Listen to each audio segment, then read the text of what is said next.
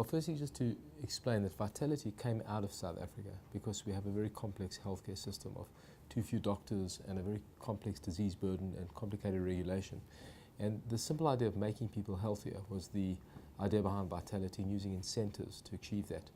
What's happened over 2 decades through data and technology and enablers like wearable devices, etc., we've become a global leader in using incentives to get people healthier and pricing that into insurance in a dynamic way. And that model has been exported through partnerships with great companies in their markets, AIA in Asia Pacific, working with Ping An in China, John Hancock in the US, Manulife in Canada, Generali in Europe, Sumitomo in Japan will roll out in 2018. That's the intention. So to an extent, the approach taken has been almost to create a platform upon which all of this capability sits, and we can then work with some of the greatest insurers around the world. I think the exciting thing is it turns the insurance model from one of just providing insurance, it's of course critical, into one that actually changes health for the better and changes society. And we're seeing that happen. Well, we continue to expand across the world through partnerships.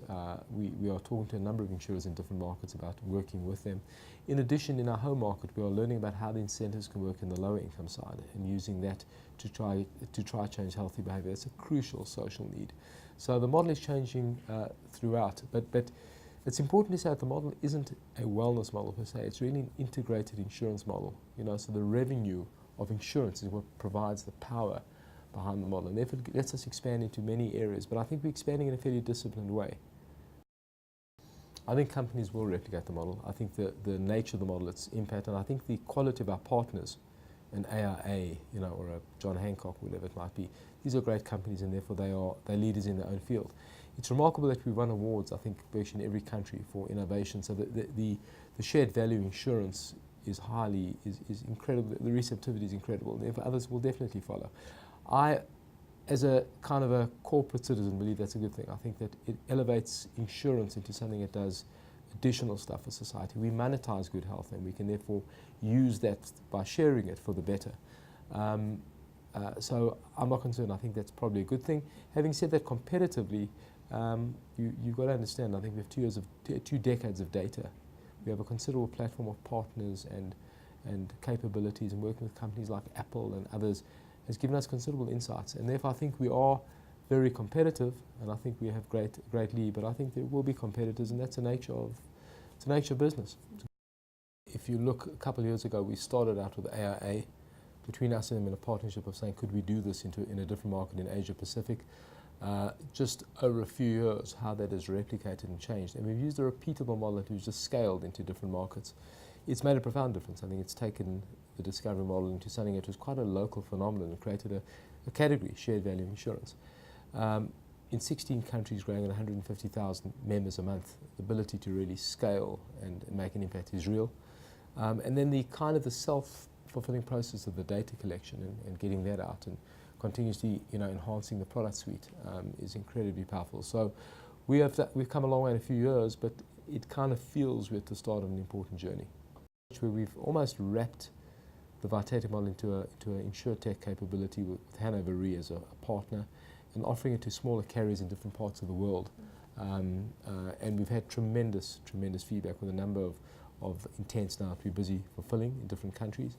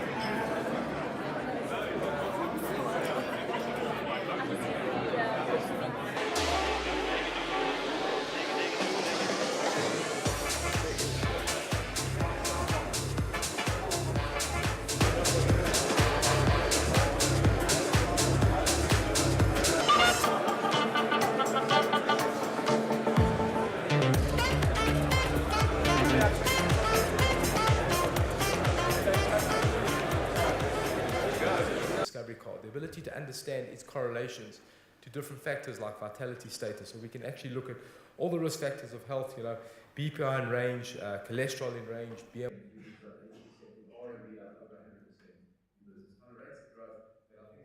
Just to start with, new business up 16%, accelerating versus previous years, and I'll show you that later. Operating profit, normalized operating profit up 10%, robust, and normalized headline earnings up 8%. Going through the businesses, Discovery Health had a remarkable period off a very high base, continues to grow. New business up 18%, operating profit up 11%. Fantastic performance of the Discovery Health medical scheme. Cost containment and the work done by the team in terms of keeping healthcare costs under control has been remarkable.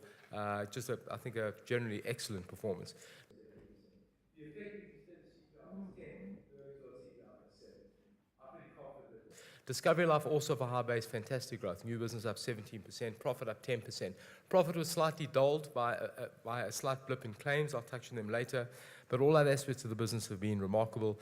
Market shares climbed to nearly 30%. So to an extent, the first piece is really the incentive strategy. The second piece are the platforms and programs about health. The third piece is the data. The Vitality Group, which is now really kind of this global network that I'll touch on later, up 24%. And then Ping An, I think this is in Rand terms, new business up 80%, in RMB up over 100% new business. Kind of rates of growth that I think as a South African company we are not used to, but Ping An Health has made just absolutely tremendous growth. And for us to actually see how we're growing and to actually see how these businesses kind of emerge. So at the outset, let me go to new business because that's how the machine works. You're generating new business from the get-go and you're feeding into these various businesses. As I said, type. And I'm amazed at how our team has the access to the data. On Friday afternoon, while we were busy with the presentation, we asked for another cut of data, complicated set on the driving stuff. Took a day for our team to generate cornering, whatever, accident rates, per vitality status, per gender, per car type, have drifted sideways for 3 years. There's literally been, I think, a 3% or so increase in market value over 3 years.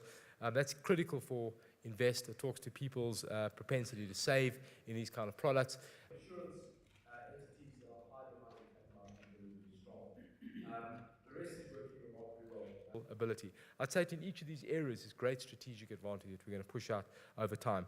And then we're doing some really exciting stuff to take the model into different areas.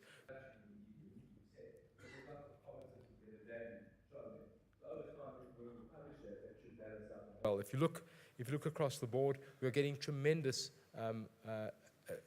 traction from insurers, penetration in their markets, and then engagement in the model. The AA model has worked very well. That really was the beta site. We're getting great results in Hong Kong, in Australia, in Singapore, and more starting to follow. In Generali, there's a lot going on in terms of launching more additional channels. In Germany, Sumitomo Life in Japan rolls out only in 2018. I think their happiness with the rate of growth. And the operating result turning quite quickly, but it's kind of full of new business strain. This is a rapidly growing insurer. Let me end off with Ping An Health and just make the point. It's kind of giving us growth numbers that are beyond, I think, what we are used to. See how the growth continues, and then it continues if you rebase it again. So you would know that compound interest, as Einstein said, is the most powerful force in the universe. If you're compounding at 80% a year, you get kind of ridiculous numbers. I don't believe that that's sustainable, obviously, but to give you a sense of just how big this company's got to in a short space of time.